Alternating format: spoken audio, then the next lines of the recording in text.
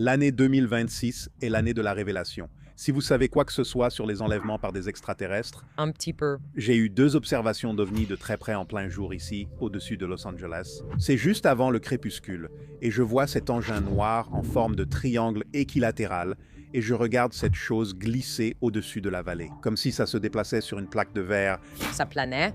et puis ça a filé vers le haut en un clin d'œil dans les nuages, et c'était parti.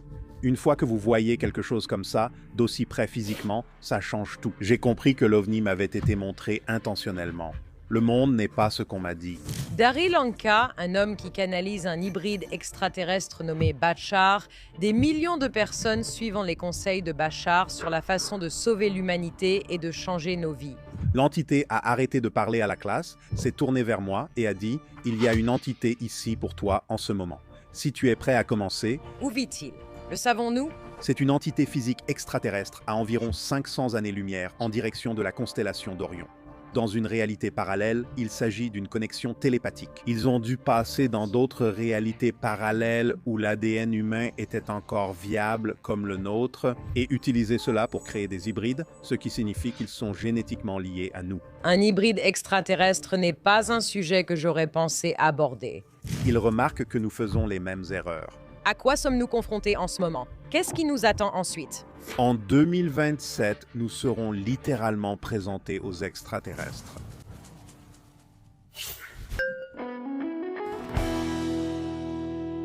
Bonjour, je suis Mayim Bialik Et je suis Jonathan Cohen. et bienvenue dans notre décryptage. La meilleure façon de résumer ce dont nous allons parler est la suivante: les extraterrestres arrivent.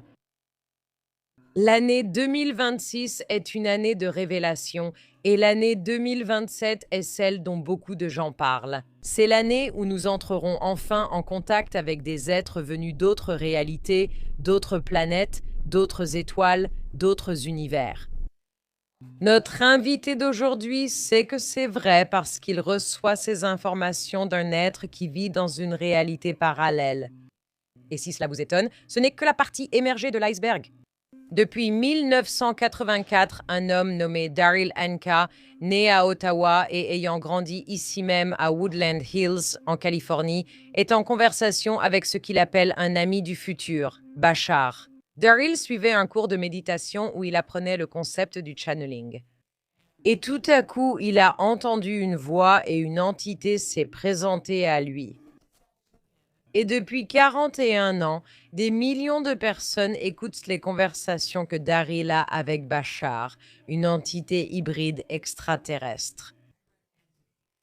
Nous allons parler avec Daryl de la façon dont il en est venu à comprendre le channeling, ce que cela signifie, ce qu'il ressent dans son corps. Comment sait-il qu'il n'est pas fou? Et quelles sont ces informations que l'humanité reçoit d'un hybride extraterrestre qui peuvent nous aider à comprendre la révolution dans laquelle l'humanité est apparemment sur le point d'entrer? Nous allons également parler de sa première expérience en voyant 2 pannes et du parcours qui l'a amené à chercher à développer sa capacité à canaliser, ainsi qu'une quantité énorme d'informations sur le fonctionnement de l'univers et sur ce que la civilisation future qui est actuellement en contact avec lui a traversé, et les risques que la Terre essaie potentiellement d'éviter à mesure que nous progressons. La sagesse de Bashar a été diffusée dans de nombreux formats. Mais la formule, un cadeau du futur, le manuel d'instruction pour vivre pleinement, est ce que Daryl Anka dit être notre guide pour être ouvert à ce qui est sur le point d'arriver. Ce qu'il affirme se produira en 2027. Au cas où vous auriez manqué notre épisode avec Lee Harris, où nous avons parlé à quelqu'un de ce qu'est l'expérience de la canalisation, celui-ci est un très bel épisode complémentaire à celui-là. Nous nous intéressons aussi à la nature de ces messages venus d'une réalité parallèle. Mais qu'est-ce que cela signifie pour nous de sortir de notre propre expérience consciente et d'être capable de nous ouvrir à recevoir des informations qui, apparemment, flottent simplement autour de nous? Il affirme que nous pouvons tous canaliser et accéder à ces informations qui sont à notre disposition. Nous avons hâte que vous écoutiez notre échange avec Daryl Anka et vous invitons à nous rejoindre sur Substack. Je pense que cet épisode va générer de nombreuses discussions et du contenu supplémentaire à partager. Alors rendez-vous sur bialikbreakdown.substack.com, rejoignez la communauté Breaker qui ne cesse de grandir et accueillons ensemble en personne Daryl Anka dans le Breakdown. Break it down. Vous recevez des informations depuis 40 ans? 41, oui. Depuis 41 ans. Des millions de personnes dans le monde entier suivent les conseils que vous canalisez. Que diriez-vous d'après les informations que vous recevez et le public auquel vous vous adressez? À quoi sommes-nous confrontés en ce moment en tant qu'espèce? Qu'est-ce que les humains traversent actuellement? Et qu'est-ce qui les attend ensuite? Je pense que nous faisons face à une remise à zéro de l'humanité au cours des prochaines décennies pour aller dans une nouvelle direction, pour évoluer dans une nouvelle direction. Et l'une des principales choses qui, selon moi, aidera à faire avancer cela, c'est la divulgation et le contact avec la vie extraterrestre.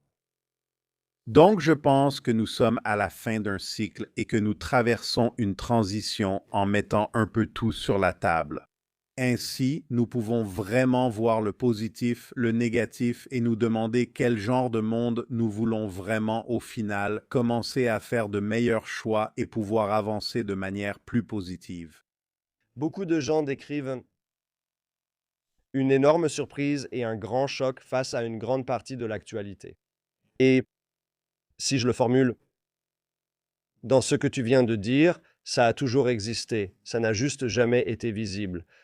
L'une des choses qui est ressortie des récentes séances de canalisation, c'est que 2026 est l'année de la divulgation. Mais cela ne signifie pas seulement la divulgation d'informations sur les ovnis. Cela signifie que des choses qui ont été gardées secrètes pendant longtemps commencent à sortir de l'ombre. Ainsi, tout le monde pourra voir ce qui se tramait, ce qui a été caché. En quelque sorte, exposer les choses au grand jour. Ainsi, nous pourrons vraiment nous demander, est-ce ainsi que nous voulons continuer ou est-ce que nous voulons vraiment aller dans une nouvelle direction? Pouvons-nous vraiment changer notre façon de faire les choses? Pouvons-nous vraiment changer notre regard sur les choses? Depuis combien de temps cela dure-t-il? Tu veux dire que tu fais du channeling depuis 41 ans?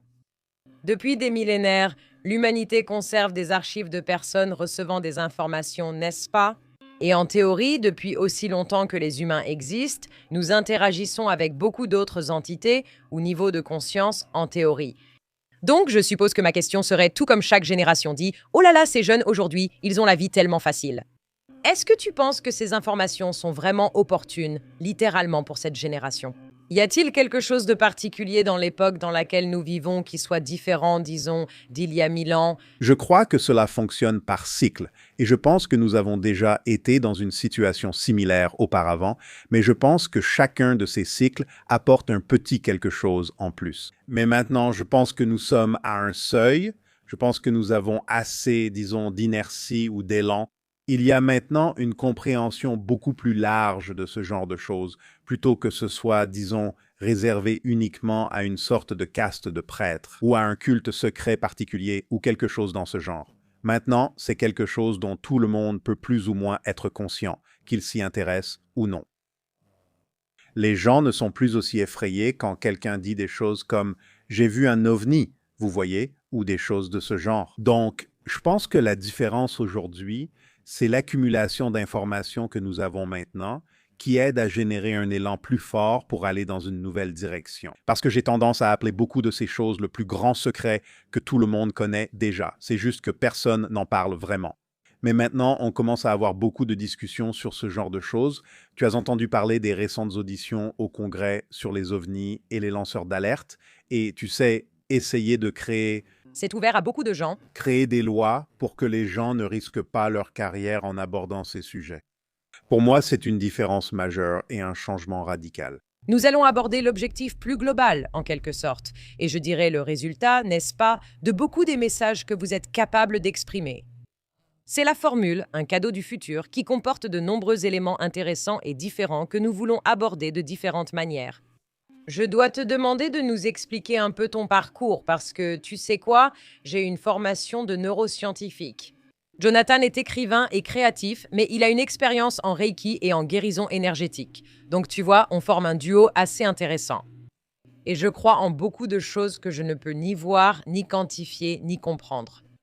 Et je pense que ce qui est vraiment rafraîchissant dans la façon dont tu parles de tes propres capacités, c'est que tu reconnais qu'il n'y a pas vraiment de moyen de prouver, Pas du tout. tu sais, ce qui se passe réellement. Mais cela ne veut pas dire que l'information n'est pas précieuse. N'est-ce pas? L'information en elle-même est la preuve, parce qu'elle provoque réellement des changements dans ta vie. Et c'est là-dessus que je veux que les gens se concentrent de toute façon, parce que je ne sais pas vraiment exactement d'où ça vient. Voilà comment cela se présente, tu vois, et je dois suivre ce qui me traverse. Mais personne n'est obligé de croire que Bachar est réel. Je veux que tu nous expliques, dans les termes les plus simples possibles, ce que tu comprends de ton identité. Ensuite, explique-nous comment tu en es arrivé là. C'était il y a 50 ans, vers 1973, et j'ai eu 2 observations d'OVNI en plein jour ici, au-dessus de Los Angeles. La première fois, c'était à environ 45 mètres de moi, et la seconde fois, à seulement une vingtaine de mètres. Avec des témoins les 2 fois, tu sais, j'avais même apporté des objets pour aider. Un support visuel. Juste pour te donner une idée de... Et quel âge avais-tu quand c'est arrivé? C'était dans ma vingtaine, j'avais environ 23 ans. Tu croyais aux extraterrestres ou aux ovnis? Quel genre de personne étais-tu quand tu as vécu cette expérience? J'ai toujours été créatif, j'ai toujours été un artiste, je dessine depuis que je sais tenir un crayon. J'ai toujours entendu des gens dire « Oh, j'ai vu un ovni ». Je n'y ai jamais vraiment beaucoup réfléchi. J'aimais beaucoup les choses comme la science-fiction et tout ça, Star Trek et ce genre de choses. Mais non, je ne savais pas et je n'avais jamais réfléchi à si tout cela était vraiment réel jusqu'à ce que je voie quelque chose. Et là, c'est comme, d'accord, le monde n'est pas ce que je pensais. Il se passe quelque chose ici dont on nous a dit que c'était faux ou pas réel, mais ça l'est. Parce qu'une fois que vous voyez quelque chose comme ça, d'aussi près, ça change tout.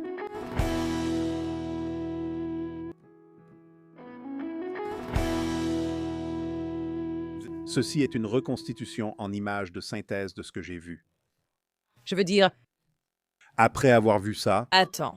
Ce n'est pas tous les jours que quelqu'un est assis sur cette chaise en disant « J'ai vu de près avec des témoins un objet non identifié des objets, ».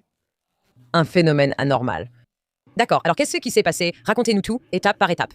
moi, un ami, mon frère, ma sœur et le frère de mon ami, nous roulions sur la San Diego Freeway pour retourner dans la vallée. D'accord. Il y a cette longue pente qui descend dans la vallée, et à l'intersection de la 405 et de la 101, il y a un hôtel d'environ 12 étages qui, je crois, a changé de propriétaire plusieurs fois. C'est moi qui conduis, donc je regarde devant. C'est juste avant le crépuscule et tout le monde parle sans prêter attention à quoi que ce soit. Mais je regarde dehors et je vois ces 2 lumières vives qui planent au-dessus de l'hôtel.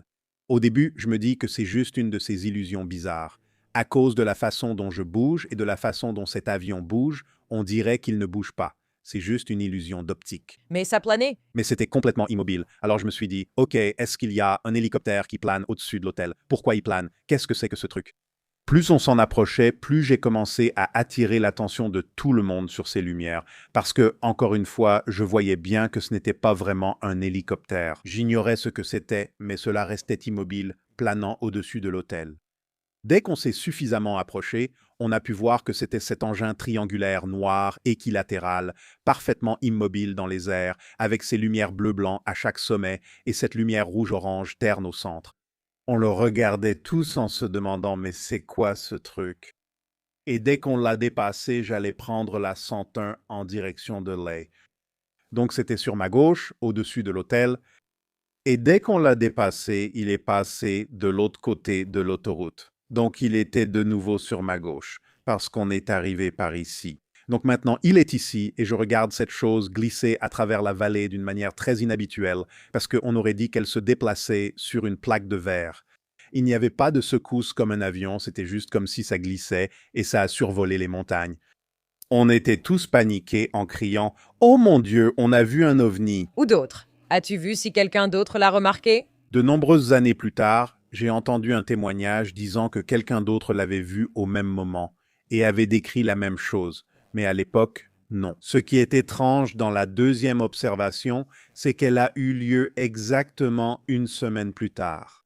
Et aussi, pour être clair, il y a beaucoup de choses dans le ciel dont nous ne savons peut-être pas ce qu'elles sont. Cela ne signifie pas forcément qu'il s'agit d'un vaisseau extraterrestre, c'est simplement une partie de la discussion gouvernementale. Certaines choses pourraient être secrètes ou nous dépasser. Cependant, cette chose était totalement silencieuse et se déplaçait d'une façon que je n'avais jamais vue. Comme si cela défiait les lois du monde. Et ça, c'était en 1973. C'est ce que j'allais dire très tôt. Nous vivions encore dans des huttes. Eh bien, je ne pense même pas que nous... Je ne sais même pas si le bombardier furtif était déjà sur la planche à dessin. Je ne pense pas, oui. Donc c'était très inhabituel. Donc la deuxième, Une semaine plus tard, oui, une semaine plus tard, je conduis maintenant avec la même amie sur le siège passager, cette femme qui s'appelle Tracy. Et nous sommes arrêtés à un carrefour à Pico et Westwood, et soudain, cette chose arrive littéralement à environ 20 mètres dans les airs, ça voulait soit Junior's Deli, soit le burger. en traversant la rue. Et on se regardait, genre, encore, on se fait envahir ou quoi? Qu'est-ce qui se passe? Alors j'ai décidé de le suivre, donc j'ai tourné à droite et il est passé au-dessus de ce quartier, il zigzaguait un peu, penché à la fenêtre, elle me guidait. Par là, car il y avait beaucoup d'arbres.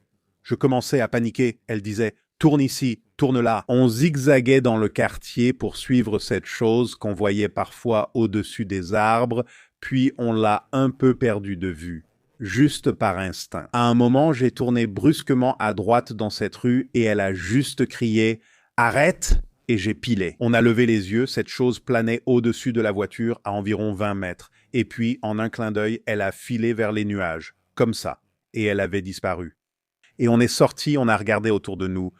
Il n'y avait pas une âme dans la rue, personne ne promenait son chien, personne n'arrosait sa pelouse, personne d'autre n'a vu cette chose.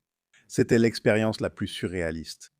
Alors après ça, je me suis dit, d'accord, il faut que je découvre de quoi il s'agit, s'il y a la moindre information là-dessus. J'ai alors commencé à beaucoup me renseigner et à lire des livres. De plus, nous n'avions pas accès à Internet pour chercher des informations. Non, il s'agissait d'une seule étagère dans une librairie qui regroupait tous les livres métaphysiques ou bizarres, tous sur une seule étagère. Et j'ai simplement parcouru toute l'étagère. Et c'est à ce moment-là que j'ai commencé, tu sais, non seulement à lire tout ce qu'il y avait sur les ovnis, mais aussi tout ce qui concernait les capacités psychiques, le channeling, les textes de Seth. Donc j'ai commencé à me familiariser avec tout ça. Donc, c'est ce moment-là qui a déclenché ta curiosité? Si tu vois un vaisseau spatial extraterrestre, je me dirais, ça fait 2 en une semaine. Et le même type d'appareil, au moins, si ce n'est pas le même appareil. C'était comme si le monde n'était pas ce qu'on m'avait dit. As-tu parfois l'impression de devenir folle? Car en voyant cela, on pourrait se demander si on est vraiment dans cette réalité. C'est ce sentiment-là. Non pas devenir fou, mais réaliser que le monde n'est pas comme on me l'avait dit. Quelque chose de différent se passe, une autre réalité est présente. C'est ce que je ressentais. C'était très désorientant. Pas fou, mais désorientant. C'est pour ça que je devais vraiment découvrir tout ce que je pouvais à ce sujet. 10 ans après les observations et après avoir fait beaucoup de recherches, on m'a présenté à un médium qui organisait des événements à l'époque. Maintenant que j'avais en quelque sorte lu les textes de Seth, je savais à peu près ce qu'était le channeling. Mais cette personne m'a dit « Oh, tu sais, va écouter ça ». Et j'y suis allé. Et j'ai écouté. J'y suis allé quelques mois et me suis dit « Ce sont des infos intéressantes et utiles ». Quel genre d'information était-ce? Pas très différent de ce que je reçois en channeling, d'accord? Juste en termes de comment améliorer sa vie, comment améliorer les choses, comment être plus créatif, mais avec des techniques vraiment intéressantes, concrètes et des idées pratiques. Rien de vaporeux ou d'ésotérique. Et en fait, c'était un peu la chose amusante avec ce professeur, c'est que, vous savez, toutes ces informations un peu semi-spirituelles passaient par ce type. Et dès qu'il sortait de son état modifié, c'était « Où sont mes cigarettes? Donnez-moi un hamburger et une tasse de café. » Et il n'était vraiment pas du tout comme ça. Donc le changement de personnalité était vraiment, vraiment évident. L'entité ou quoi que ce soit qui s'exprimait à travers cette personne en particulier a finalement dit qu'elle donnerait un cours de canalisation. Je me suis dit, attends, tout ce que j'ai lu disait qu'une personne marche dans la rue, s'évanouit et commence à parler, comme si cela lui arrivait simplement. Comment enseigne-t-on quelque chose comme ça? Je veux dire, mieux encore, comment apprend-on quelque chose comme ça? Oui, exactement. Donc j'étais très curieux. D'accord, je veux voir de quoi il s'agit, cette technique d'enseignement. Je suis allé en cours pour mes recherches sans imaginer devenir un canal. Parce que, encore une fois, ce n'était pas prévu que tu fasses ça. C'était juste, eh bien, peut-être que ça t'aidera à entrer en contact avec ta créativité ou ton propre esprit supérieur ou quoi que tu veuilles faire. Le cours durait 12 semaines. Il y avait différentes méditations guidées et exercices. Vers la moitié du cours, après 6 semaines, alors que nous suivions une méditation guidée par l'entité qui s'exprimait à travers cette personne. J'ai simplement reçu ce que je ne peux décrire que comme un flash télépathique. Au moment où cela s'est produit, un souvenir m'est revenu, celui d'avoir passé un accord pour faire cela. Dans cette vie, j'ai compris que l'OVNI m'avait été montré intentionnellement pour me pousser à commencer les recherches. Le mot Bachar était là, c'est un mot arabe, je ne parle pas arabe. Le visage de l'être était là et je me suis dit, d'accord, maintenant je deviens fou. C'est une hallucination. Il m'arrive quelque chose. C'est la méditation qui fait ça ou quelque chose comme ça. Donc tu es dans ce cours et il te guide dans Une méditation. méditation. Plonge et concentre-toi sur ta respiration. Concentre-toi sur la couleur verte et détends ton corps. D'accord. Et on en est à combien de minutes là? On en est à 3 minutes? 10 minutes? Je dirais, 15-20 minutes au milieu. Attends, donc tu respires, tu es calme, et puis littéralement, tout d'un coup, boum. On dirait qu'on a mis un CD dans ma tête. Tout ça est là, d'un seul coup. Dès que c'est arrivé, à la seconde où c'est arrivé, l'entité a arrêté de parler à la classe et s'est tournée directement vers moi, et j'ai ouvert les yeux. Et il a dit, il y a une entité ici pour toi en ce moment si tu es prêt à commencer. Et j'ai dit, quoi? Et j'ai regardé derrière moi. D'une manière ou d'une autre, une des autres camarades de classe, une femme, avait perçu l'image que j'avais dans ma tête du visage de Bachar. Elle était en train de la dessiner sur une feuille de papier. Alors j'ai dit, d'accord. Ce n'est pas seulement mon imagination. Quelqu'un d'autre capte ça, alors je vais voir où ça mène. Et j'ai continué à pratiquer ça et à le laisser passer, à le laisser passer, à le laisser passer. J'en ai fait assez pour que le professeur me demande de faire du channeling avec lui pendant le cours suivant. À ce moment-là, tu as commencé à t'entraîner. À la fin, oui, la prochaine fois, tu continues simplement à t'entraîner, à laisser passer, à faire venir les mots. C'était très hésitant, très difficile au début de contenir l'énergie qui passait, mais j'ai continué. Qu'est-ce que ça fait? Pour l'expliquer, on peut utiliser une analogie. C'est comme faire passer le barrage Hoover dans un tuyau d'arrosage. La pression est immense, et c'est juste cette énergie supplémentaire où tu te demandes simplement « Est-ce que je peux contenir ça ?» Faut-il traduire ou les mots sont-ils déjà présents? Les mots sont automatiquement là. C'est ça qui est étrange et je peux expliquer un peu comment ça fonctionne, en fait. Je me suis assez bien débrouillé pour qu'il me demande de donner le cours suivant où j'ai rencontré ma femme. Donc, Erika. Mais en même temps, une femme est arrivée et lui parlait de son envie de faire une thèse sur le lien entre la psychologie et le channeling. Donc, elle cherchait des volontaires, alors je suis devenu l'un de ses sujets. J'allais chez elle, ses amis venaient, je faisais du channeling pour eux, elle s'asseyait sur sa chaise et prenait des notes. La première semaine, 5 amis se sont joints par le bouche à oreille, puis 10 la suivante, 20 encore après. Le groupe grandissait sans cesse et ils partageaient cassettes et enregistrements. Je devais ensuite le faire 2 fois par semaine dans 2 maisons différentes. Ensuite, les gens ont commencé à m'inviter dans différentes villes, puis dans différents pays. Me voilà, 41 ans plus tard, je le fais toujours. Au tout premier moment où tu as reçu cette information, tu as eu une sorte de confirmation ou de prise de conscience que tu t'étais en quelque sorte engagé à faire cela. Oui, et le message qui était là, c'était « Maintenant, il est temps de commencer. Si c'est quelque chose que tu veux toujours faire, Est-ce qu'il te mettait à l'épreuve?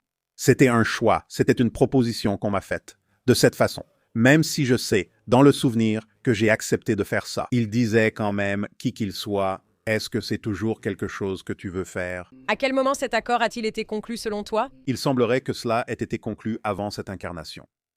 Alors, qui es-tu? Il y a plusieurs façons dont je peux répondre à cette question. Une façon dont j'aime répondre, c'est de dire que je suis toi, mais d'un autre point de vue. Nous sommes tous des âmes.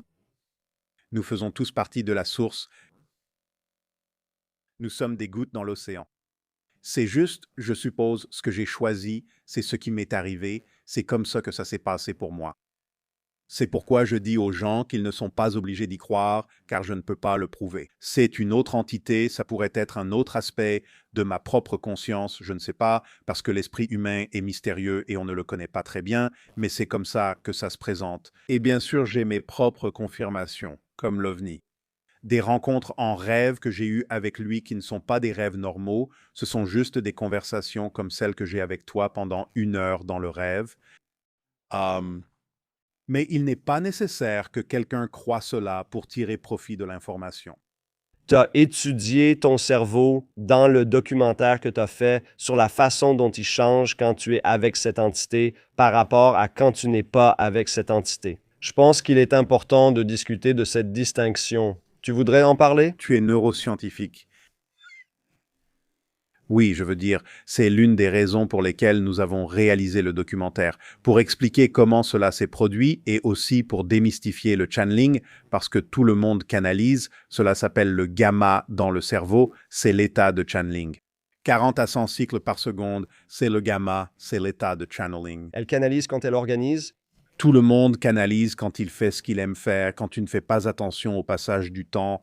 Quand tu es en pleine concentration, tu es dans un état de canalisation, tu es en gamma, et c'est ce que nous avons découvert. C'est là où je vais quand je canalise, et certaines choses se produisent dans le cerveau pendant l'état de canalisation. Le niveau de base, et nous parlons d'un niveau de base, le niveau de base est stable. C'est un état stable qui fluctue rarement au cours de la vie. Quand Daryl canalise, cela change en quelques minutes. Ma compréhension de base, telle qu'elle m'a été expliquée, est que, à un certain moment de votre vie, le cerveau humain atteint un niveau où il commence à traiter l'information. Il reste ainsi toute votre vie, sauf en cas de traumatisme crânien ou d'événements similaires. Comme durant vos phases de conscience éveillée. Oui, c'est ainsi que vous traitez l'information à cette vitesse, et cela reste comme ça pour le reste de votre vie, et ce n'est jamais censé changer. Mais quand je fais de la canalisation, ça augmente presque immédiatement. Quand l'entité parle, ça passe de mon rythme stable de repos qui est de 9 Hz, 9 cycles par seconde. Quand l'entité parle, ça passe à 10.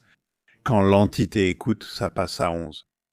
Et ce que le technicien lui a dit que cela représentait, c'est qu'il écoute plus attentivement que lorsqu'il parle réellement. Et quand il écoute avec autant d'attention, c'est plus une connexion empathique, où j'entends tout ce que tu dis à tous les niveaux. Donc je peux te répondre complètement et correctement sur ce que tu demandes vraiment. Qui est Bachar? Est-il simplement l'un parmi d'autres? Est-ce que c'est le seul? Non, non, non. Il est, eh bien, encore une fois, c'est comme ça qu'il se présente. C'est un être extraterrestre, physique. C'est une connexion télépathique. Il est membre d'une civilisation. Il nous aide à avancer comme beaucoup d'autres extraterrestres. Théoriquement, Où vit-il? Est-ce qu'on sait? oui, il dit où se trouve sa planète et où se trouve son système solaire, mais c'est dans une réalité parallèle. C'est difficile. Je sais. Donc il dit, si tu veux superposer son univers avec le nôtre. Son système solaire se situerait à environ 500 années-lumière vers la constellation d'Orion. Mais tu ne peux pas le voir à moins de passer dans son univers, et il ne peut pas voir le nôtre à moins de passer dans notre univers. Que se passe-t-il dans cet univers parallèle? Eh bien, qu'est-ce qui ne s'y passe pas? Je veux dire, ce qui se passe dans notre univers. Il y a tellement de choses. Est-ce qu'il y a des supermarchés? Sur sa planète, non? C'est ma, vous savez, obsession anthropomorphique qu'il doit ressembler à une créature, comme s'il pouvait être une entité qui communique d'une manière qui n'a même pas de manifestation physique. Mais lui, oui, ça ne nécessite pas de manifestation physique, mais il a bien une manifestation physique. À quoi ressemble-t-il? C'est un être hybride, et si tu connais un peu les enlèvements extraterrestres, tu sais à quoi ressemblent les gris. Oui. Oui. 50-50 entre nous et un hybride gris. Donc, en moyenne, 1,50 m de haut, relativement mince, la peau comme ça, blanche, des yeux plus grands que les nôtres, des oreilles, un nez, une bouche plus petite que les nôtres, une tête un peu plus grande. Les mâles n'ont pas de cheveux, les femelles en ont. Ils ont tendance à être blancs, très minces. Hybride extraterrestre typique. Hybride typique, extraterrestre n'est pas un mot que j'aurais pensé utiliser un jour. Oui, hybride typique. Et il aide par passion? Ou ça fait partie de son travail? C'est un spécialiste du premier contact.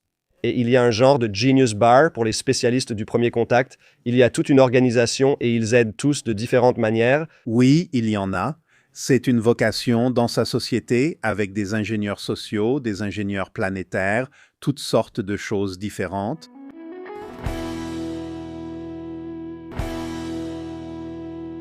Qu'est-ce qui est nécessaire pour que je puisse y croire? Je ne peux d'aucune manière, sous aucune forme, imaginer quoi que ce soit qui te ferait croire. Ce serait simplement ton choix de le dire. Il y a ici une quantité d'informations utilisables concrète et pratique. Cela peut réellement produire un effet physique dans ma vie. Et c'est tout ce qui est important pour toi à saisir en ce moment. Parce que si, en fait, nous allons avoir un contact ouvert d'ici quelques années, tu auras bientôt toutes les preuves d'extraterrestres qu'il te faut, ce qui, je crois, est sur le point d'arriver. Quand tu as commencé le channeling, pensais-tu aussi que c'était imminent ou cela a-t-il changé? Non, cela a évolué. Cela a évolué. Il l'a dit à l'origine. Il y avait une fenêtre particulière pendant laquelle le contact ouvert allait avoir lieu, qui, je pense, à l'origine, il y a de nombreuses années, se situait quelque part entre 2020 et 2023. Et au fil des années, il a affiné cette période alors que nous faisions des choses comme discuter de la divulgation et tout ça. Donc il dit maintenant, et en fait, ce n'est pas la seule personne à le dire, d'autres médiums psychiques ont également corroboré cela, à savoir qu'en 2027, nous serons probablement littéralement présentés aux extraterrestres par un rapport officiel. Je veux vraiment que cela arrive. La principale raison pour laquelle je le souhaite, c'est pour que les gens arrêtent de dire que ce n'est pas réel, qu'on puisse arrêter de se disputer à ce sujet. Oui, la divulgation en cours est une étape pour commencer à prendre cela au sérieux, Il y a encore beaucoup de résistance à ce sujet. bien sûr. Et il y en aura probablement encore même après un contact public parce que certaines personnes seront dans le déni ou ne voudront pas que ce soit réel. Ils diront que c'est de l'IA. Ils diront que c'est faux, peu importe. Il ne dit pas que tout le monde va accepter, que tout le monde va, tu sais, chanter Kumbaya. Non. Il faudra quelques décennies à l'humanité pour s'habituer à cette idée. Mais il dit que ça doit arriver bientôt parce qu'il faut avoir le temps avant la période de réinitialisation de l'humanité. Pour absorber tout cela à votre propre rythme, de la manière dont vous le souhaitez. Nous n'allons pas vous l'imposer. Spécialistes du premier contact. Sont-ils là comme une organisation à but non lucratif?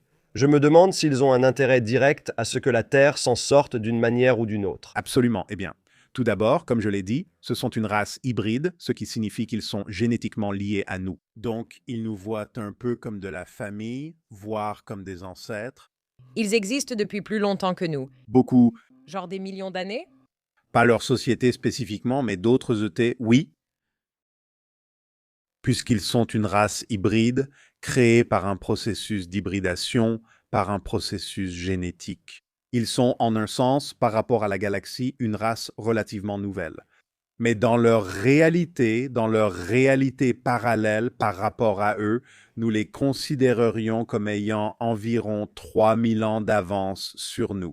Ils essaient de nous aider à éviter certains des pièges par lesquels l'espèce qui les a créés est passée. Parce que son histoire sur ce que sont les gris, c'est qu'ils venaient autrefois d'une terre parallèle. Ils étaient autrefois humains. Ils ont détruit leur monde. Ils ont dû muter pour survivre et devenir ce que nous voyons maintenant comme les gris. Ils ont perdu la capacité de se reproduire. Ils ont dû passer dans d'autres réalités parallèles où l'ADN humain était encore viable, comme la nôtre, et utiliser cela pour créer des hybrides afin de perpétuer leur culture. Est-ce que cela vous est venu petit à petit au fil des années? Est-ce que c'était au début? Non, c'est ça. Il a exposé cela il y a quelques années, mais de plus en plus de détails sont apparus au fil des années sur pourquoi cela se produit, comment cela se produit et pourquoi il nous aide. Ils constatent que nous commettons les mêmes erreurs et ne veulent pas que nous les répétions. Cela a transformé leur réalité en celle des gris. Les humains tentent de coexister sur une planète aux ressources partagées, mais nous n'arrivons pas à collaborer en tant qu'espèce. C'est ça? Gros problème lorsque la survie de l'espèce nécessite une coopération mondiale. Oui, C'est l'une des raisons pour lesquelles je pense qu'un contact ouvert est imminent. Je vais le dire comme ça. Il est temps que les adultes interviennent et disent « ça suffit.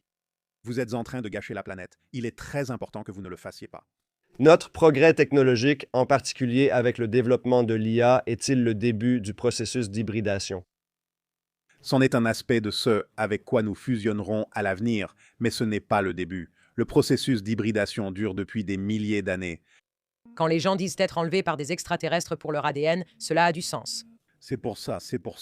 Ils ont besoin de l'ADN humain pour pouvoir revenir les aider à se reproduire. L'espèce qui a essentiellement été incapable de progresser à cause des mutations et de la dégradation de l'heure. Oui. Et donc les hybrides nous aident maintenant à éviter le même sort. Nous avons parlé à Robin Hansen, nous parlons à de nombreuses personnes qui envisagent le contact sous des formes très différentes et son point de vue avec le zoo. L'hypothèse selon laquelle les extraterrestres surveillent la progression de la Terre. Potentiellement parce qu'il serait plus sûr pour nous de ne pas quitter la planète car cela provoquerait un bouleversement intergalactique si nous nous lançons dans la galaxie. Qu'en pensez-vous? Je dirais qu'il y a un peu de vrai là-dedans, mais je ne pense pas qu'il y ait grand-chose que nous puissions réellement faire. À part le fait qu'ils ne nous permettront pas d'avoir une guerre thermonucléaire mondiale. Je pense qu'ils l'ont démontré très clairement à plusieurs reprises, lorsque des ovnis ont plané au-dessus de silos à missiles et ont brouillé les codes de lancement. Et c'est leur façon de dire « vous ne ferez pas ça ». C'est un lieu d'une trop grande valeur pour les âmes qui viennent s'y incarner, pour apprendre des choses, pour tirer des leçons, pour grandir. Et ils ne vont pas permettre à l'humanité, maintenant qu'elle a atteint un niveau où elle pourrait anéantir la planète entière, ils disent « non, vous ne pouvez pas faire ça ». C'est donc l'une des raisons pour lesquelles je pense qu'ils interviennent enfin. Et est-ce qu'on en arrive là parce qu'il y a simplement des âmes rebelles qui sont indisciplinées et enfantines? Et pourquoi sommes nous-mêmes au bord du gouffre où notre salut doit être surveillé de cette manière? La Terre est une école difficile. La Terre est une école de polarité très extrême. Différentes planètes ont différents types de cycles, différentes raisons d'exister. Les âmes qui s'incarnent sur Terre traversent en quelque sorte un cursus de fin d'études au plus haut niveau, apprenant à transformer le négatif en positif, l'obscurité en lumière, la limitation en liberté. Mais une âme peut venir en disant « Je vais provoquer beaucoup de chaos dans cette vie, parce que si j'en provoque assez, peut-être que l'humanité finira par dire « assez » et vraiment apprendre la leçon et trouver comment faire en sorte que cela ne se reproduise plus. Tu parles de bon ou de mauvais chaos? Du mauvais chaos. C'est une situation de yin et de yang où tu peux utiliser le négatif pour provoquer un changement positif, en rendant les gens tellement fatigués d'être fatigués qu'ils finissent par dire « stop ». Qu'est-ce que tu penses qu'il y a dans notre expérience actuelle qui nécessite ce genre de changement? Eh bien, je pense que nous sommes arrivés à un point, comme je l'ai dit, où les choses sont arrivées à un point critique, où nous pouvons être complètement hors de contrôle, au point que la planète peut être anéantie. Et ils disent « non, vous ne pouvez pas faire ça ». Et maintenant, il est temps, comme je l'ai dit, que les adultes interviennent et disent « écoutez, cela fait longtemps que nous vous aidons en coulisses ». Et il y a certaines personnes sur votre planète qui le savent et nous travaillons secrètement avec elles. Mais maintenant, cela doit être au grand jour. Tout le monde doit comprendre que, non pas que nous nous imposons à vous, mais que tout le monde doit comprendre que c'est une autre option. Si tu avais su, avec ce que tu sais maintenant, aurais-tu quand même choisi d'être la personne qui reçoit ce type de message canalisé? Oh, absolument. Je suis poussé à aider les gens à tous les niveaux. Si je vois quelqu'un dans le centre commercial qui a l'air perdu, je vais m'arrêter et dire « Qu'est-ce que vous cherchez? Oh, laissez-moi vous aider. » Laissez-moi capter ce dont vous avez besoin. Je suis simplement poussé à aider les gens. Et donc, je pense que si j'avais compris dès le début que c'était quelque chose qui allait vraiment aider les gens, j'aurais choisi de continuer à le faire, de toute façon. C'est l'une des choses que j'en retire. Non seulement cela a amélioré ma vie, mais les gens reviennent constamment vers moi en disant « cela a vraiment changé ma vie ». En appliquant correctement les informations et en obtenant un résultat, ma vie s'est nettement améliorée, ce qui est très gratifiant. Est-ce qu'il y a eu un moment où vous avez reçu des informations que vous ne vouliez pas ou que vous ne vouliez pas communiquer? Ou bien est-ce qu'il y a eu un moment où, tu sais, dans le film de ta vie, tu t'es dit « je ne veux pas de cette information » ? Non, jamais.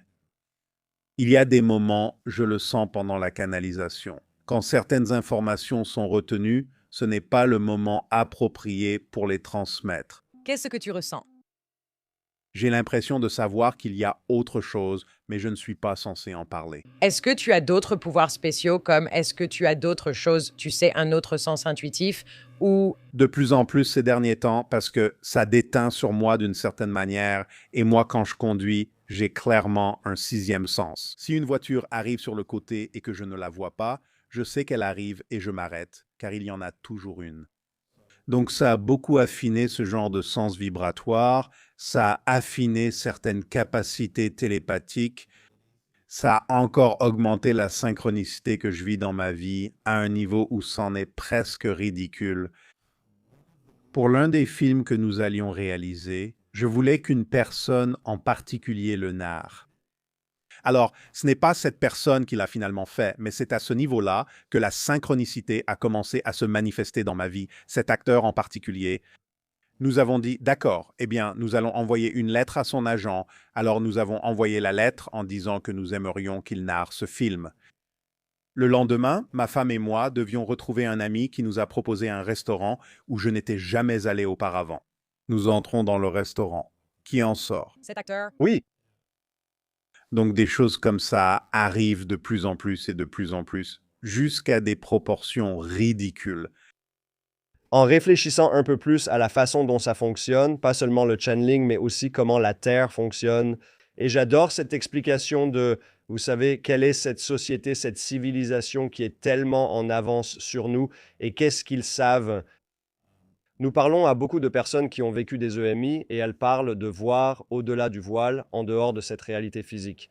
Et l'une des choses dont elles parlent beaucoup, c'est de l'évolution de l'âme, des âmes qui s'incarnent puis qui partent. Avez-vous une idée du moment où une âme arrive et repart? Est-ce un écosystème fermé? Est-ce qu'elles repartent ailleurs dans la galaxie pour y emporter ses leçons? Quelle proportion reste dans l'écosystème terrestre par rapport à celle qui diffuse ces informations ailleurs? D'après ce que j'ai compris, une fois que tu retrouves ta nature non physique, ton âme, tu as une liberté totale et illimitée de choisir tout ce que tu veux, quoi que ce soit. Donc tu peux rester sous forme d'esprit, explorer d'autres dimensions, t'incarner sur d'autres planètes, revenir sur Terre et t'incarner. Tu peux tout faire. Il y a sûrement des possibilités que nous ne pouvons même pas imaginer, simplement parce que nous n'en sommes pas là pour l'instant. La Terre est-elle la boîte de nuit la plus tendance de la galaxie? Elle est unique à certains égards à cause du mélange de choses qui s'y passent. Je suis sûr qu'il y a d'autres mondes qui traversent peut-être des choses similaires. Nous ne sommes pas les seuls, mais la Terre est unique en ce qui concerne le mélange des types d'expériences que nous vivons ici. Et c'est un autre grand sujet qui explique peut-être pourquoi Elle a les meilleurs DJ? Bachar communique-t-il aussi par d'autres personnes? il l'a fait temporairement pour les aider à commencer à canaliser ce qu'ils devaient canaliser, mais il s'est retiré une fois qu'il avait terminé cela. À ce stade, je suis le seul à faire cela avec lui. Il y a d'autres membres de sa société qui communiquent par l'intermédiaire d'autres personnes. Est-ce que tu connais ces personnes? J'en connais quelques-uns. Et ça colle? Oui, vraiment, parce que c'est flippant. Parce que si tu l'as déjà vu faire du channeling, tu sais à quel point sa personnalité est différente. Voir ça s'exprimer à travers une autre personne, surtout une fois à travers une femme japonaise, et reconnaître cette même personnalité à travers elle. C'est comme, ok, c'est lui. Tu te sens un peu trompé? Comment comprends-tu l'endroit où se trouvent ces choses, c'est-à-dire ces concepts, ces idées? Est-ce différents états de conscience auxquels nous accédons? Oui, Comme quoi? À quoi te connectes-tu exactement? je modifie mes ondes cérébrales pour atteindre un certain état. Il modifie ses ondes cérébrales pour atteindre un certain état. On se retrouve un peu au milieu et on s'accorde sur la même fréquence, comme deux diapasons qui vibrent en harmonie. Et quand cela arrive, je deviens le traducteur de ses pensées. C'est un peu ce vers quoi je voulais en venir tout à l'heure. C'est quand quelqu'un pose une question, toute la réponse est là en une fraction de seconde. Il me faut du temps pour la dérouler dans ma langue. C'est pourquoi vous ne l'entendez jamais dire ou hésiter quand il donne une information, parce que tout est déjà là. Et c'est juste une fonction automatique qu'on m'a inculquée pour que ça se traduise en anglais. Alors pourquoi Bachar, qui essaie de communiquer avec nous à un niveau supérieur pour transmettre le genre d'informations que tu diffuses, n'est-ce pas, aux gens dans cet univers ou dans cette réalité, pourquoi s'embêterait-il avec les questions triviales des gens ou... Parce que rien n'est anodin pour lui. Il y a une raison pour laquelle quelqu'un la pose. Et très souvent, quand quelqu'un pose ce que tu pourrais considérer comme une question triviale, il trouvera une raison de la détourner et expliquera pourquoi il était important que cette personne pose cette question, ou comment cela peut aussi aider d'autres membres du public hésitant à poser leurs questions. Et ces choses-là, collectivement, en théorie, pourraient nous aider en tant que peuple à élever notre conscience, à améliorer, vous savez, notre santé psychologique, n'est-ce pas? En cas de problème avec ma mère ou mon père, peu importe. Exactement. Si les gens viennent te voir avec ça, il y a un système plus large en jeu, c'est bien ça? Oui, l'une des choses, je veux dire, la femme qui dirige Bachar Communication, qui est la distributrice officielle de l'information, connaît aussi très bien différentes formes de psychologie. Pour elle, Bachar est un nouveau niveau de psychologie. En ce qui concerne la façon dont il formule les choses et la manière dont il explique le fonctionnement du cerveau humain et de notre, vous savez, peu importe comment on l'appelle, notre constitution. Nous avons cette idée de science-fiction selon laquelle un extraterrestre devrait pouvoir répondre à n'importe quelle question qu'on lui pose, mais ce n'est pas forcément vrai. Bachar a une fonction spécifique, comme je l'ai dit, il est spécialiste du premier contact. Ce n'est pas un physicien, ce n'est pas autre chose. Il a une connaissance de base de ce que nous pourrions considérer comme des idées plus avancées en physique, parce que pour eux, c'est le niveau auquel ils sont. Mais il est essentiellement, en tant que spécialiste du premier contact, davantage un psychologue diplomate, parce qu'il doit nous expliquer pourquoi nous faisons ce que nous faisons, pourquoi nous choisissons de croire ce que nous croyons, et comment nous pouvons le changer de manière à ce que ce soit plus constructif pour nous. C'est sa compréhension de la façon dont nous changeons les choses dans ce monde. Pourquoi faisons-nous ce que nous faisons? Pourquoi croyons-nous ce que nous croyons? Et comment pouvons-nous changer ces choses? Nous avons quelques principes de base de Bachar que je pense qu'il serait utile d'explorer un peu. L'une des choses qui me marque le plus, c'est que le but ultime de votre vie est d'être vous-même, de donner le meilleur de vos capacités et de vivre chaque instant aussi pleinement que possible. Oui. Est-ce que c'est le plus grand problème de l'humanité que nous ne sachions pas vraiment qui nous sommes ou comment vivre pleinement nous-mêmes? Oui, nous essayons d'être tout ce que nous ne sommes pas, et c'est de là que vient la lutte. On nous dit que tu dois faire comme ci, que tu dois faire comme ça. Ne fais pas ceci, ne te fais pas remarquer, ne poursuis pas tes rêves, sois pragmatique, ça ne marche pas, ce n'est pas réaliste. Et c'est ça qui cause tous les problèmes. Parce qu'alors, nous nions qui nous sommes et ce que nous sommes, et nous ne découvrons jamais ce que nous sommes. Et nous tombons dans toutes sortes d'autoreproches, de doutes de soi, de manque d'estime de soi, de dépression, de suicide et tout un tas d'autres choses. Juste parce qu'on ne nous permet pas vraiment de découvrir qui et ce que nous sommes vraiment et pourquoi nous sommes vraiment ici. Donc, la principale chose qu'il essaie de faire, c'est de dire « Regardez, il existe des principes qui sont littéralement comme des modes d'emploi pour créer votre expérience de réalité physique. Et si vous les suivez simplement, vous verrez que votre vie fonctionnera. Parce que vous utilisez déjà ces mêmes principes, mais vous le faites inconsciemment. Et donc, vous ne faites pas de choix conscients qui sont à votre avantage, vous faites très souvent des choix qui ne vous sont pas bénéfiques, que vous pensez être à votre avantage, mais qui vont en réalité à l'encontre de qui vous êtes. Et c'est ce qui vous tire vers le bas. Les gens pensent qu'ils prennent ces décisions consciemment et volontairement, mais en réalité, ils sont poussés à agir d'une manière qui ne leur rend pas souvent service. Parce que, encore une fois, nous captons toutes sortes de choses à travers le langage corporel, télépathiquement de nos parents, de notre société, de notre éducation, de nos amis que nous absorbons. Parce que nous pensons que nous devons le faire pour survivre, pour nous entendre avec les autres, pour appartenir à un groupe. Et plus tard, nous ne réalisons pas que toutes ces choses sont maintenant enfouies dans notre esprit inconscient. Et nous agissons en quelque sorte sous l'effet de cette programmation robotique en pensant que nous faisons ce qu'il faut. Et nous faisons constamment des choses qui pourraient fonctionner pour les autres, mais qui ne fonctionnent pas pour nous. J'appartiens à deux camps à la fois. L'un est dans le domaine spirituel, où je crois qu'il faut trouver les choses qui nous apportent de la joie, qui nous permettent d'entrer dans ces états d'esprit où le temps passe sans qu'on y pense. Et c'est là que nous nous épanouissons vraiment. Oui.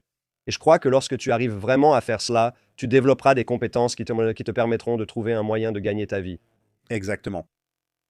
Et puis l'autre camp, c'est tout ça, c'est bien beau, mais si la chose qui te passionne vraiment, c'est le tricot ou le crochet, il n'y a qu'un certain revenu que tu peux tirer en vendant ça sur Etsy, et tu dois être assez pragmatique pour équilibrer ces deux aspects. Deux choses. Le tricot et le crochet sont différents. Deux choses. Tout d'abord, Bachar dit que vous devez honorer votre système de croyance. Si vous ne croyez pas que votre passion peut vous soutenir, ne cessez pas de faire ce que vous jugez nécessaire pour subvenir à vos besoins, parce que ça n'a aucun sens de sauter d'une falaise sans parachute. Les hippies ne doivent pas diriger le monde. Non, cependant, le fait est que les gens ne comprennent pas vraiment comment ça fonctionne. Quand tu suis ta passion, ils confondent cette idée et ajoutent beaucoup de choses qui ne sont pas vraiment en accord avec ce qu'est la passion et comment elle peut réellement te soutenir. De son point de vue, tu n'as pas d'âme, tu es une âme. Il est plus exact, de son point de vue, de dire non pas que ton corps a une âme, mais que ton âme a un corps. C'est ta soupe de viande. Encore moins que ça. En d'autres termes, je vais repartir de zéro. Imagine qu'en tant qu'âme, tu n'es qu'une sphère d'énergie. Et il y a plein de... Elle est remplie d'ondulations et de motifs qui représentent différents concepts et idées, des motifs vibratoires qui représentent des idées dans l'âme, un être d'énergie non physique. Lorsqu'elle décide de s'incarner, de vivre une expérience physique, elle va prendre certains de ces motifs qui représentent différents concepts pour cette expérience particulière afin d'apprendre une leçon particulière ou une série de leçons. Et elle prend ces motifs et les concentre vers le centre de cette sphère. La sphère est toujours là. Parce qu'elle n'a pris que quelques-uns de ces concepts et les a concentrés au centre pour créer, par analogie, ce petit noyau dur, cette graine dure au centre. C'est le point focal de ces motifs. C'est toi, c'est nous, c'est la personne physique, c'est l'expérience physique, c'est là que ça se passe. L'expérience physique se trouve dans l'âme, au centre de l'âme. Au fur et à mesure que tu apprends et que tu évolues, tu relâches cette focalisation. Et à mesure que tu adoucis cette concentration et que tu commences à t'étendre de nouveau vers toute l'étendue, si l'on veut, de la sphère de l'âme. Tu commences alors à manifester plus d'attributs de l'âme. Tu peux devenir plus télépathique, plus psychique, faire de la projection astrale, vivre une expérience de mort imminente, revenir à son soi spirituel. Donc les incarnations sont comme la respiration de l'âme, se concentrer vers le centre, vivre une expérience, puis revenir à son soi spirituel. Si tout le monde a cela, où se trouve l'interaction que nous avons en ce moment? Par accord télépathique, par accord vibratoire. Donc il a une petite graine et j'ai une graine. Tu es une graine. Je suis désolé, je suis une graine. Et chacune de nos âmes est descendue au cours d'une pause. Tout cela se passe au cours d'une pause. Mais nos âmes restent toujours connectées de manière non physique. Mais sur ce plan, nous avons une table ici. Et ceci est un livre, oui. Et ceci est un ordinateur, oui. Et nous avons une expérience consciente d'être ici. Oui, mais tout cela n'est que des accessoires créés dans notre conscience. Alors, y a-t-il un aspect de simulation dans votre compréhension de Bachar? Oui, mais c'est notre simulation, pas celle de quelqu'un d'autre. C'est bien notre simulation. Pour nos objectifs, vivre des expériences et apprendre des leçons qui aident nos âmes à grandir comme nous l'avons choisi pour cette vie.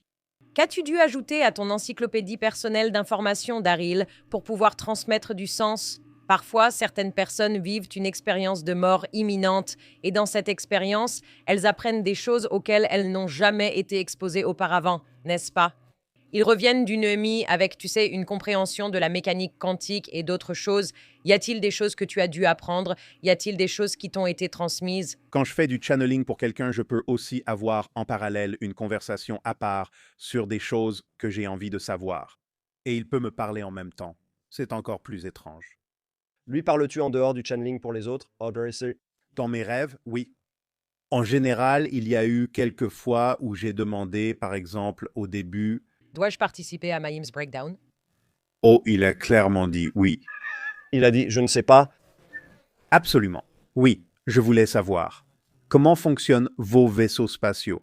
Comment faites-vous pour voyager d'une étoile à l'autre? Comment ça marche?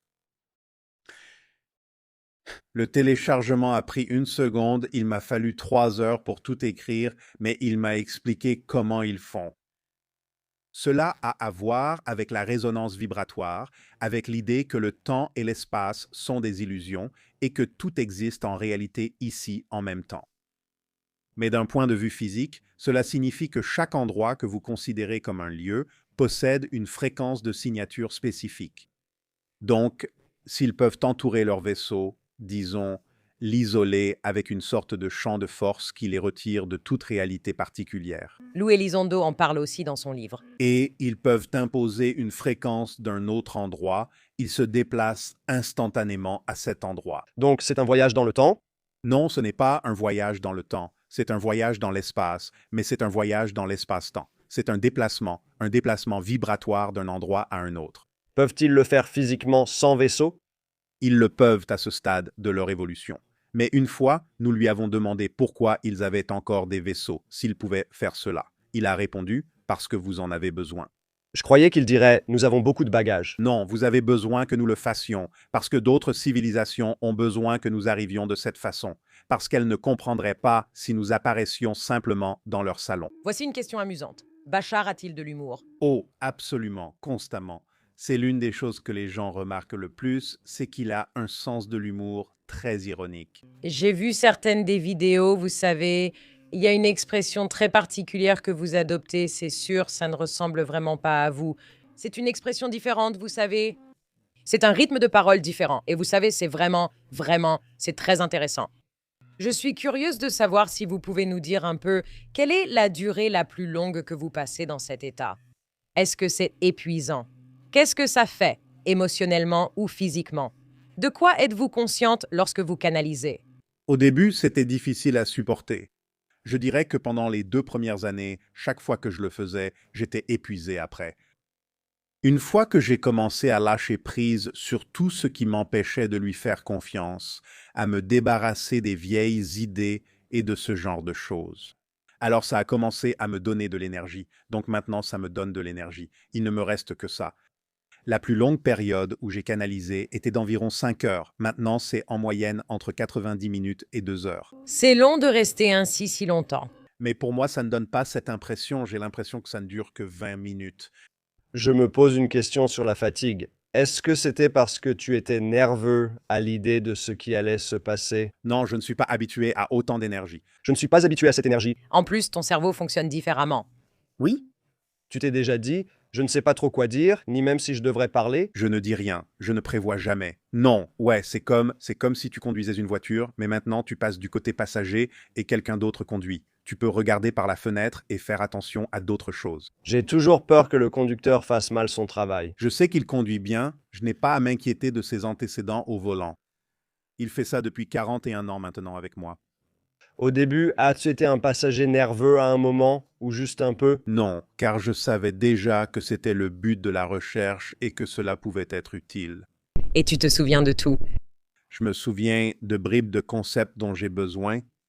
Je n'entends pas les mots, ça s'efface comme un rêve, donc je suis conscient qu'il se passe quelque chose.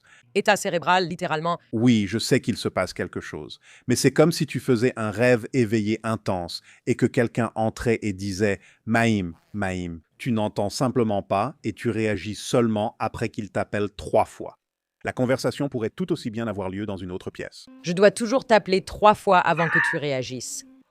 Oui, je suis très concentré. J'ai fait un rêve la nuit dernière que je n'avais jamais fait de ma vie et ça m'a bouleversé.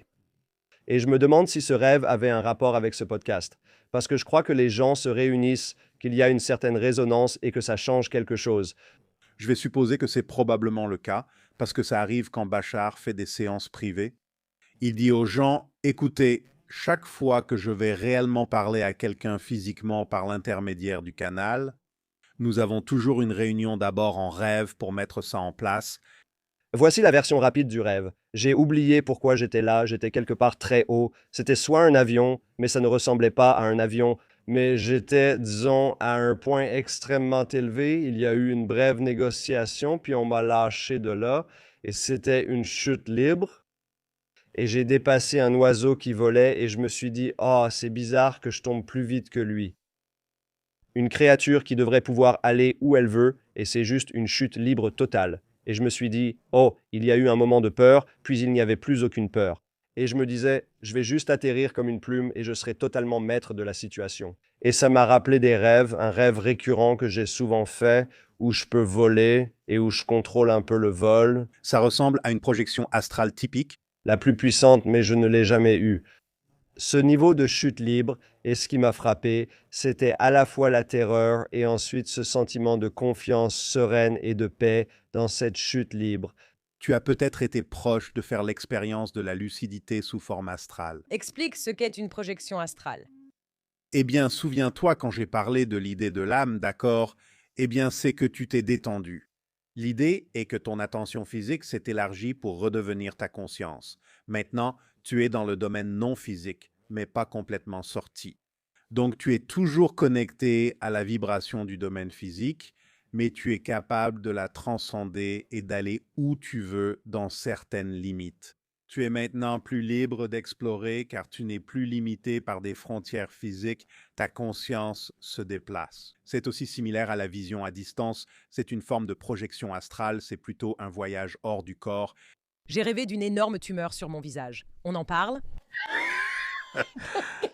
Ça, c'est peut-être autre chose. Je glisse juste ça comme ça, juste pour dire qui c'est. Cela m'amène à un autre des principes. Tu es tellement aimé inconditionnellement par la création que tu peux même choisir de croire que tu n'es pas aimé. Voilà à quel point tu es aimé sans condition. Oui, Je veux dire, il y a quelque chose à la fois de profond et de très triste là-dedans pour moi, profond dans le sens où il existe une force qu'on doit simplement reconnaître. Et la tristesse, c'est qu'il n'y a pas plus de soutien pour aider ceux qui sont vraiment en difficulté. mais elle est là. Vous avez totalement le choix de l'ignorer. C'est ainsi. Je pense. Ce qui est triste, ce sont les gens qui, pour une raison ou une autre, ne l'ont pas encore ressenti ou choisissent. Oui, mais ta tristesse est liée à une perspective temporelle. Ce que je veux dire, c'est que tu dois te rappeler que les âmes sont éternelles et infinies. Et donc, tout le monde aura toujours un autre choix, puis un autre choix, puis encore un autre choix, et encore un autre choix. Ça ne finit jamais, donc tout le monde finira par y arriver à un moment donné. Il ne faut pas être triste s'ils ne comprennent pas dans une vie. La vie s'est passée ainsi, ils apprendront de cela. En ce qui concerne les principes, et en particulier, tu sais, la sagesse contenue dans la formule. Tu sais, à ce sujet, est-ce que c'est quelque chose sur lequel tu as un accord avec Bachar, tu sais, pour pouvoir l'exprimer et, tu sais, le présenter d'une manière à laquelle les gens peuvent avoir accès? Est-ce que c'est une sorte d'accord? Oui, parce qu'à ce stade, maintenant que j'en ai une compréhension aussi profonde, je vais en fait commencer à donner des cours là-dessus. Lors d'un événement de channeling de 90 minutes, il n'y a pas assez de temps pour que les gens saisissent vraiment les concepts. Donc, je vais faire, vous savez, des cours d'une semaine, de 2 semaines, des heures et des heures par jour. Ainsi, grâce à des explications, mais aussi à des illustrations, des démonstrations et tout ce qui s'ensuit, les gens peuvent vraiment s'approprier les concepts, les faire leurs et les appliquer dans leur vie pour obtenir un résultat. Donc oui, j'en sais assez à ce sujet pour pouvoir le faire maintenant et j'ai commencé à le faire. Lors de certains événements auxquels je participe, il m'arrive d'enseigner, par exemple, une partie du cours. Comment les gens commencent-ils à développer leur intuition ou leur capacité télépathique? Encore une fois, l'essentiel est de suivre votre passion, car lorsque vous le faites, que se passe-t-il? Vous élevez votre fréquence vibratoire, et lorsque vous élevez votre fréquence vibratoire, que se passe-t-il? Vous devenez un meilleur récepteur ou une meilleure antenne pour des informations de fréquence supérieure et des capacités de fréquence supérieure.